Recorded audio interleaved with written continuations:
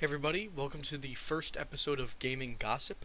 Just a little background info, some stuff I was thinking about before we get into this. Gaming Gossip is just going to be a little bit of my show on everything happening in games, from new updates to anything interesting going on game related. I have another I guess category called community debrief that is going to be for big community issues, and those are for more like social issues that might tie into other things. So I am gonna exclude big issues that go on with gaming, and I'm gonna use those for community debrief. Gaming gossip is mostly just gonna be speculation, as well as just information on the new updates and new changes to games, and maybe what I want to see for new changes. We'll get right into this. I'm decided to make this episode, and this isn't gonna gaming gossip as a whole is not gonna cover all updates to every major game and everything like that. Like, I don't have time to focus on all that. Don't really care about all games. Just gonna focus on stuff that I deem very interesting or specifically important to me and the type of games that I play. One game here that I'm just seeing a bunch of updates today. A bunch of stuff is coming out for a bunch of different games, so we're just going to talk about it. A couple of big updates. So for this, the new expansion for Shadow of War is coming out. They've come out with a couple expansions prior, but Shadow of War, just a quick background on this game if you guys aren't familiar with it, because I don't really cover this kind of style. I cover more like FPS style games, shooters on this channel. But Shadow of War is the follow-up to Shadow of Mordor, and it's an open world game, third person. All I can really say about it is, if you're a fan of Lord of the Rings, it takes aspects from that, but if you're not a fan of Lord of the Rings or don't really know much about it, this game is still pretty fun, and you don't really need to know any background. They don't really touch on any storyline or anything like that that makes it necessary to know. They do a pretty good job of covering everything. This specific game, Shadow of War, is a huge open world game. It's really a lot easier to show you guys in game how it looks. I'll probably make videos on it in the future, probably even videos playing the this expansion. In fact, but yeah. So this game is about the main people you fight are orcs, and you can brand them or make them fight for you, and you can use them to fight against other orcs, and you build your army of orcs, and you take over fortresses, take control of the fortresses, upgrade your orcs, give them, abilities, power, whatever, collect armor and abilities for yourself, unlock different abilities, collect armor, collect all this different stuff to make you more advanced, your character more advanced. You can also put your fortresses that you've made with your own orcs, your own orc captains and overlords. You can put them on online for other people to play against on Monolith's servers. That's the publisher for this. So you can put them on their servers, and you can be able to you'll be able to play your friends online, defeat their fortresses, etc. So there's some cool stuff into this game. I put a decent amount of hours in this game. So regardless, that's a little bit of background. Let's get into this. So this new Desolation of Mordor is what the expansion is called. I read through it a little bit, but let's just read this together here. So, alright, patch notes. So, and they're also, by the way, I read that they're also going to add, with this expansion, you have to have had the season pass or whatever to be able to get this, which I do. But it also comes with an update. Like, the game is also updating in general. So if you have this game but not the season pass, they are making changes to the game in general. One of the big things that people might know about if they don't even know this game is, let's go on to it here.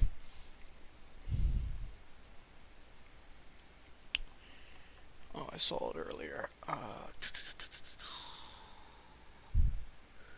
They're making right here. They're making changes with the loot box. So, free update alongside expansions brings out the first of the loot box rollbacks. So, if you guys don't know, there is a lot of controversy with this. I should have probably made a community debrief video on this, but I didn't. This was a little while ago now. They got a lot of hate, and this was around the time of Battlefront 2 getting a lot of hate too for loot boxes and microtransactions in a full price $60 game. So they did have loot boxes and these microtransactions, and they did make a statement saying that they're rolling back everything and they're getting rid of all the microtransactions and they're completely removing that from the game. So since then, it's gotten better reviews, and yeah. All right, so back into these patch notes here. So it says that you're going to be playing as Baranor, captain of the fallen city of Minas Ithil. Cool, cool. Travel to the eastern deserts of Lithlad. Never heard of that before, even though I'm an avid Lord of the Rings fan. Raise a new army of human mercenaries. Okay, so this is cool. Now you get an army of humans, not just orcs. That's pretty cool. As mortal men and lacking the ring of power or wraith, Baranor can neither cheat death nor dominate orcs. Ally with the dwarven hunter Torvin. Torvin was in the previous game Shadow of Mordor. Mancient master ancient technologies and command loyal allies to stay alive and conquer on this new land. Cool, cool. The following content and features will be added to the game upon purchase of Desolation. Blah, blah, blah. Please note if you okay. It's cool, cool, cool. Okay, you know Torvin. Okay, new gear, shield, grapple, kite. Cool. Okay, so yeah, I mean, they said this earlier, but I'll just touch on this now. So, playing this game without the powers of the One Ring that the main character Talion, who you play as, has, is going to be a bit different because you don't have the Wraith inside of you to also help. You have like I'm not going to go in depth about it, but you have a Wraith that helps you as like inside of you. And then without the Ring of Power to dominate orcs and to do other cool shit, it's going to be a little bit different. It's going to be probably harder. Cheating death and staying alive and all that kind of shit. So, rogue-like campaign mode. Oh, this is a new campaign mode. Cool. Fight alongside new friends, allies from human mercenaries with new command options. Okay. Interesting to see what those are. Complete a host of new output missions and overthrow the imposing marauder fortress of Shindarum. Whatever. That sounds pretty cool. I'm excited to see an army of men. Face 2 enemies include mythical, wereworms. Never heard of them. Play as Talion in the expanding your okay. Wait, you play as Talion still, or as well? I guess. Okay, cool. Cool.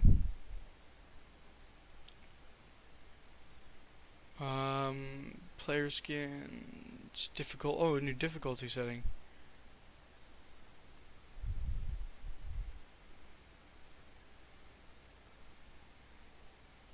Cool, cool. Yeah, these are just bug fixes. Cool, cool. So, yeah, that looks like it's going to be a pretty interesting update to the game. I'm pretty excited to see how this all plays out. I'm really want to see this. This update's been taking forever. It's a lot different. I used to be back in college having really very, very, very good high download speed. Now my download speed's quite limited here, as you can see at home. But regardless, move on. So I got all these updates all recently, so we're gonna move. We'll go into PUBG next. Why not? So, well, here we go. Okay, I don't know why the screen went black for me. I don't know if you guys saw that. Right. Okay. So PUBG is a new map. So Sandhawk. Now what I'm a bit confused by that I didn't see in this chart, this post, I should say, not chart, this post, is that, if you guys recall, they added a new map to PUBG only for the test servers. It was called, was it, because they said this Prisoner's Codename Savage. I don't remember if the map was called Savage. I thought it might have been called something else. All PUBG maps.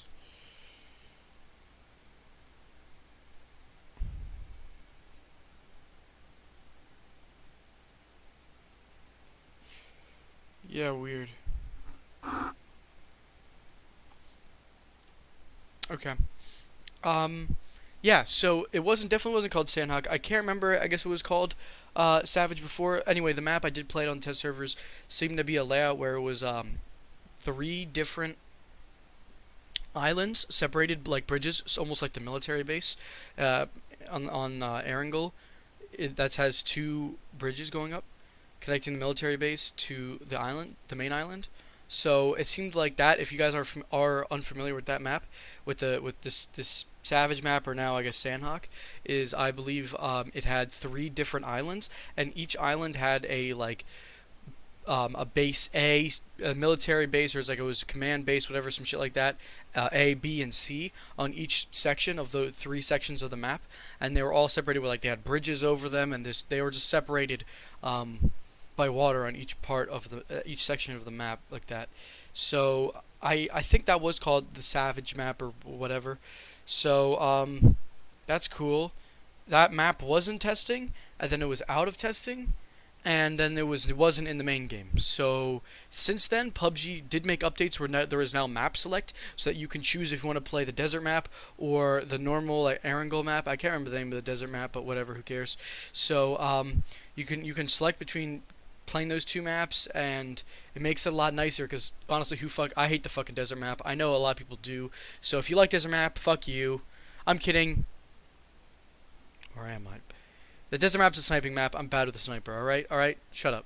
So, but yeah. So I love Erangel. It's the best map in my opinion. So I'm gonna have to play this map. I don't know if they're gonna maintain the same layout as the Savage map originally did. But we'll see if the layout's changed, or maybe I'm confused myself and I'm talking about a something else, a different map or whatever. But I think I'm on the right track here. So we'll have to see if they change the layout. Excited to see. Hopefully it stays in testing for a bit, and then it's off to the live game, and it doesn't stay for testing too long. PUBG seems to be going in the right direction. Unfortunately, it seems to be all because of Fortnite pushing them there. Otherwise, they won't really make these changes. It seems that just because they're losing some competition to Fortnite, they're making all these changes. So I'm glad they are making these changes, but it sucks that it takes someone like Fortnite to absolutely dominate the space to get these guys to get off their ass and start doing shit. And even then, it's making like one map that was already, pretty much made, and it's been a long time in the making. So regardless, still cool to see stuff going on. Excited for PUBG. Hopefully that gets a little bit better as we move on. So the last and final update I want to talk about here is what I think is a very big update. Is going to be for Rainbow Six Siege. So I love Rainbow Six Siege. I really enjoy this game. I have a good amount of hours in this game. Now this is awesome. They're adding a pick ban system, and not a pick ban system with maps that most people would assume that what this is we talking about from people who play like Counter-Strike or other games that require like map banning, like such as Overwatch. They do. Rainbow Six does have pick banning systems for the maps in professional settings, like their pro league setting or whatever for esports, for the esports teams. But this is a pick ban system for their operators. So how this is going to work is, for now, it's released to the open public for just for custom games. So not to the live servers and for ranked or anything like that. At least not yet. Hopefully into the future it will be, but for now, not yet. But what is cool is that you can do this on custom games, and you can scrim other teams if you do have a professional or semi-pro Rainbow Six team. You can scrim other people like as you would per custom games, and use this pick ban system. So this is going to be really unique. I'm super excited to see how this shakes out on the esport level and the professional scene. So let's take us through the pick ban system here. Right, so how it's going to start is it's going to be the defending team first. Now, there isn't a coin flip, or there isn't like in CS they have something like a knife round to decide who gets to pick. They pick who picks what side first. In this, it's always the defending team gets to ban first, and they ban an attacker. So it's defending team, then attacking, and then defending team. So no matter what, you always get a chance to pick first as the defending team, and both sides will be, or on either side, like both sides will be able to have be defending first and ban the attacker first, because assuming you play two maps. So so I'll just go through the order. So the defending team will ban the first attacker. The attacking team will get to ban the second attacker. Then the attacking team will also get to ban the first defender, and the defending team gets to ban the second defender. I don't think the order is that important, seeing as though I guess I wouldn't want to pick first. So if I had to choose, I'd probably either want to be the attack. Like, being the attacking team or defending team isn't that big of a deal, but probably the attacking team, so I don't have to pick the attacker first. But if you're more If you're a more attacking based team, maybe you want to have them ban the defender first, because they might ban the defender that you would like to ban yourself, and it gives you more options. So you can realize what they've already banned. Okay, so moving on from that, they are systematically changing their approach to rounds. Previously, and this is a great implementation in my opinion. Previously, they made it so it was a defending, then attacking, then defending, then attacking, then defending, then attacking, then defending, then attacking, etc. So it switched every single round, and that is a unique and sort of cool idea. It makes it very hard in the professional esports scene in terms of viewership, because people are like, wait, they're attacking, wait, now they're defending, and the players inside the game, it changes the mindset a lot. So this is going to be a change that I think the community might not like, because it's going to be, let me see, I think it said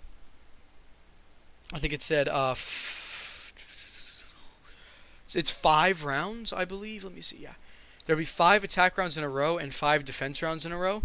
So for 10 total. So teams don't switch back and forth now, and it's just the first team to win 6 rounds. So if you're this defending team and you ban first, the attacking team bans, the attacking team bans again, the defending team bans.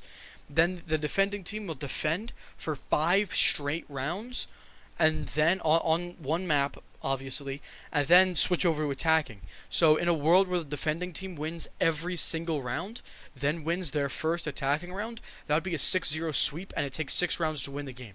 So it wasn't clear whether or not this is going to be implemented into ranked, or they're going to keep with the back and forth. I would assume it'll be implemented into ranked, because most of the times they play the same as the actual professional players play. Now, I don't know if this pick ban system is going to be implemented into ranked, just because who is doing the banning, you know? Like normally it's one player. I guess if the team, you know, if it was a team ban, they could all pick someone different to ban, and you can't really have a team captain in solo queue ranked. So it makes it a little bit more difficult to implement that system, so they might exclude that. But I think they'll maintain this, and they'll put this into ranked where you have, and casual, I presume, as well, because no one will want to play with the rotation back and forth, swapping constantly the sides, if everyone is going to be doing playing 5 and then 5 straight attack, 5 straight defense. Now, what this does add, though, is originally you could only, how do I explain this? You could only play, if you were to win 3 rounds of defense, it would tie you 3-3, and if you want no attack rounds, it would tie you 3-3, and you'd be going into overtime in a normal ranked game. In this kind of system, trying to put my words together here, I guess, tough to explain, but in this kind of system, it makes it so when you get to overtime, it resets the objective you can play. So on each map, there's, I believe, there might be as small as 2, but there's normally 3 different bombs that you can defend, and I think it's as high as 4. So I think it's between 2 and 4, although it might be only 3 and 4. I can't remember I don't think there is 2, so I'm pretty sure it's 3 and 4. Yeah, so 3 and 4. There's between 3 and 4 bomb sites that you can defend based on the map. So this makes it so if you win one bomb site on defense, you cannot replay that bomb site. You have to go to a different site to defend that. So in this new system where it's 5 defense, obviously playing defense 5 times, you might win all 3 or all 4 of the defense sites and not have any more to play. So what they made now is if you win one, you cannot replay that one. You cannot replay that bomb site if you want it, until you beat the other ones, or you get a certain amount of wins. They didn't specify how many wins, but I would assume it's beating all the other bomb sites, getting a win on all the other defense sites. Then it unlocks it for you to play that defense site again. So you can defend the one site multiple times, even if you do win it already. Even if you won it already, so you can potentially win one bomb site twice without having to go to overtime. So I guess in a scenario where you go to overtime, it'd be a team winning both teams winning all of their defense maps or all of their attack maps, and it just being 5-5. But yeah, or you know, you could split it up. You could do it in a lot of different ways. Obviously, it's each team winning 5 maps. So they don't specify. I believe I'll double check. Yeah, they don't specify in here what would happen if you get to overtime in terms of how many points wins, how many defense do you play the same amount, does it change, etc. So they don't specify this, but I assume that'll be released at a later date, or the information is somewhere else, just not on here. So while this is up here, this was from yesterday, May 8th here. Let me see, was this post from? No, this is from today. So this is from May 8th too. It's May 9th as on the time we are recording this, but also I'll talk about this as well. But Siege is also starting their operation called Parabellum. So I don't know anything really about this operation, but every operation adds, I believe, like 3 new operators, like 2 to 3 new operators to the game, and a new map. As you can see, I assume this cornfield farmhouse looking, or I guess like I don't even know what to call it, but it's like a field, a wheat field, whatever. Really like a wheat field, and then this house, I don't know, whatever. I don't, doesn't really tell me anything about the map. Don't really know anything about it, but cool. I'm totally up for new content being released into the game. Definitely going to be excited to play this new operation and see if they add anything cool to it and what the operators are. So yeah, that's going to be the video, guys. Just going over, I'll just recite the topics that I discussed, just the Rainbow Six Siege, PUBG, and of course Shadow of War, and the new operation, and the new pick ban system for Rainbow Six, the new map for PUBG, and the new expansion for Shadow of War. Alright, so if you guys are interested in any of these games, or any other games like Counter-Strike, Fortnite, Overwatch, I play all these games a lot on I go live on Twitch a lot at twitch.tv/DebtlessJet1. For some reason, DebtlessJet by itself was already taken. But yeah, check me out on there. Definitely going to start posting more videos on YouTube as well, covering all these games as I play through them, as I experience all the new content being released to them all. So thank you all for watching, and I'll see you in the next video.